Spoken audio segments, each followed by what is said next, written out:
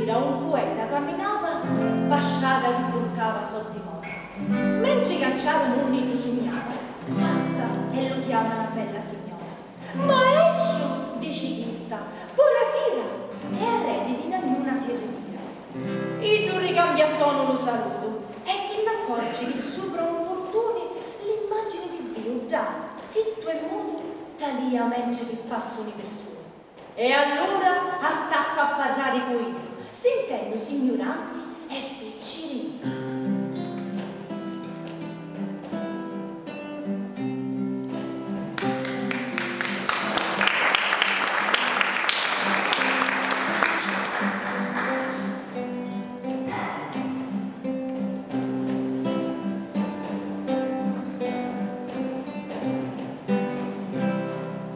Di quando si crea il nostro mondo, di quando l'uomo attacca a respirare, cristiani tante specie ce ne sono, che o fondo sapremo a studiare, per chi e voi resti sbalesciato, per chi non vi d'orecchie hanno scodato. C'è tante già cornizza a mezza gente, che non riesce a nostra fantasia, a immaginare tutto interamente, di quello che succede per la via. È tanto dentro l'uomo fino all'osso che la bontà ne pare un paradosso. Da tutta sta grande confusione la gente sta perdendo la berretta e la maggior parte delle nostre azioni non nascono mai con la schiena dritta, a diventare un pugno di ruffiani e non ci sono giocati, solo nati.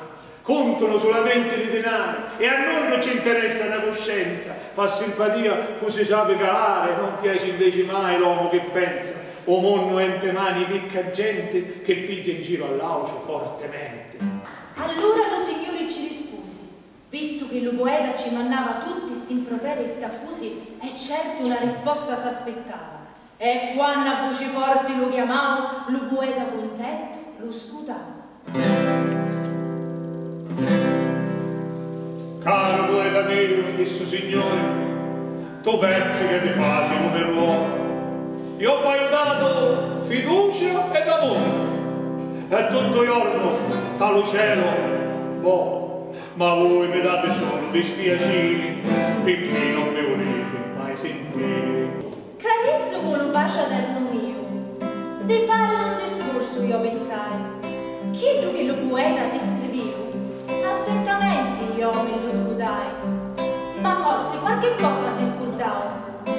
Quando da poesia ti mandava, tu sai che da solo la cultura, una volta poca gente era permessa, lo popolo mannato alla malora, dalla sua brutta vita compromessa, non aveva lo mangiare in abbondanza, e stava in una splendida ignoranza.